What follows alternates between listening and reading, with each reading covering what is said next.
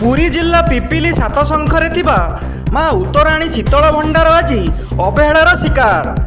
फलक लागिथिले मध्य भितरे कौनसी कार्यकलाप नाही। चारिपटे जंगल घेरी रहुथिबारु एहा बे परिचय खोजुथुवा भଳି लागुछि। पिपिली चाषबहुल अंचल हेउथुवा सत्वे चाषी माने एही सुविधारु वंचित। 2006 मसीहारे तत्कालीन मुख्यमंत्री नवीन पट्टनायक द्वारा कोटी कोटी टंका व्यୟରେ ଏହି ଶୀତଳ ଭଣ୍ଡାର ଉଦ୍ଘାଟନ ହୋଇଥିଲା।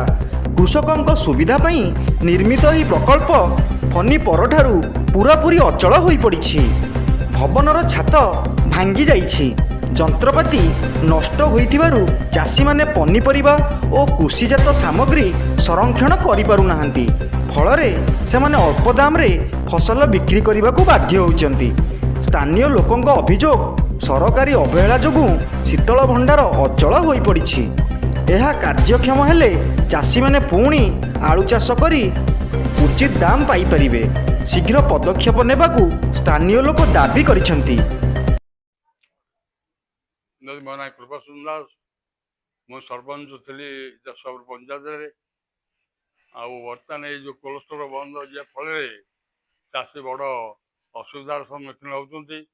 ତେଣୁ ସରକାର ଯଦି କୌଣସି ମତେ ଏ ଷ୍ଟୋରକୁ ହାତକୁ ନେଇ ଚଲାନ୍ତେ ତାହେଲେ ଚାଷୀମାନେ ବହୁତ ଉପକୃତ ହୁଅନ୍ତେ। ଚାଷୀମାନେ ଅନ୍ୟ ରାଜ୍ୟ ଉପରେ ନିର୍ଭର କରୁଛନ୍ତି। ସିଆଡ଼ୁ ମଞ୍ଜି ଆସିଲେ ଏମାନେ ବହୁ ପଇସା ଦେଇ ତାକୁ କିଣି ନିଜେ କରନ୍ତି। କିନ୍ତୁ କୋଲ୍ଡ ଷ୍ଟୋରରେ ଥିଲେ କୋଲ୍ଡ ଷ୍ଟୋରରେ ଆଳୁ ରଖି ତାକୁ ସେ ମଞ୍ଜି କରି ନିଜେ ବ୍ୟବହାର କରନ୍ତେ। କିନ୍ତୁ ଏ ସରକାରଙ୍କର ଚିନ୍ତାଧାରା କ'ଣ ମୁଁ କହିପାରୁନାହିଁ। କିନ୍ତୁ ସରକାର ଇଏ ଯେଉଁ କୋଲ୍ଡ ଷ୍ଟୋର ଏଠି ବହୁତ 5-7ଟା ବ୍ଲକର ଚାଷୀ ଏଠି ଆଳୁ ରଖନ୍ତି। ତା'ର ପ୍ରମାଣ ଅଛି। ଆପଣ ଦେଖିବେ ତାକୁ ନିଶ୍ଚୟ ପାଇବେ। ତେଣୁ ସେ ଷ୍ଟୋରଟେ କେମିତି ସରକାର ନେଇ ସୁଚାରୁ ଭାବରେ ଚାଲୁ କରିବେ, ଏ ହେଉଛି ମୋର ଏକ ଅନୁରୋଧ। ଆପଣ ଦୟାକରି ସେ କାର୍ଯ୍ୟଟି କରନ୍ତୁ। ମୁଁ ପଦ୍ମନାଭ ସାମନ୍ତରାୟ ଯଶପୁର ଗ୍ରାମ ପଞ୍ଚାୟତରେ 12ରୁ 17 ମସିହା ଯାଏଁ ସରପଞ୍ଚ ଥିଲି ଗୋଟେ ଟର୍ମ। ମୁଁ ବର୍ତ୍ତମାନ ପରିସ୍ଥିତିରେ ଆମର ଉତ୍ତରାୟଣୀ କୋଲ୍ଡ ଷ୍ଟୋରଟି ଜରାଜୀର୍ଣ୍ଣ ଅବସ୍ଥାରେ ରହିବାରୁ ମୁଁ ସରକାରଙ୍କ ପାଖେ ନିବେଦନ କରୁଛି କେମିତି ତା'ର ଉନ୍ନତି କରାଯାଏ।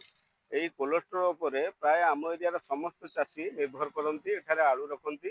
ଆଳୁ ମଞ୍ଜି ଦ୍ୱାରା ଏମାନେ ନିଜର ଉନ୍ନତି କରନ୍ତି, ଯାହା ଦେଶର ଉନ୍ନତି ହୁଏ। ତେଣୁ ଏ ମଧ୍ୟ ପିପିଲି ଠାରୁ ଚନ୍ଦନପୁର ପର୍ଯ୍ୟନ୍ତ ସମସ୍ତ ଚାଷୀ ଏହି କୋଲ୍ଡ ଷ୍ଟୋର ଉପରେ ନିର୍ଭର କରନ୍ତି। ବର୍ତ୍ତମାନ ପରିସ୍ଥିତିରେ ଏହି କୋଲ୍ଡ ଷ୍ଟୋରଟି ଜରାଜୀର୍ଣ୍ଣ ଅବସ୍ଥାରେ ଅଛି। ଏହି କୋଲ୍ଡ ଷ୍ଟୋର କେମିତି ଉନ୍ନତି ହେବ ସେଥିପାଇଁ ମୁଁ ସରକାରଙ୍କ ପାଖେ ନିବେଦନ କରିବି ଯେ କୋଲ୍ଡ ଷ୍ଟୋର କେମିତି ଉନ୍ନତି କରିବା ପାଇଁ କାର୍ଯ୍ୟକ୍ରମ କିଛି କରନ୍ତୁ। नरेश जेना रिपोर्ट G9 ओडिया।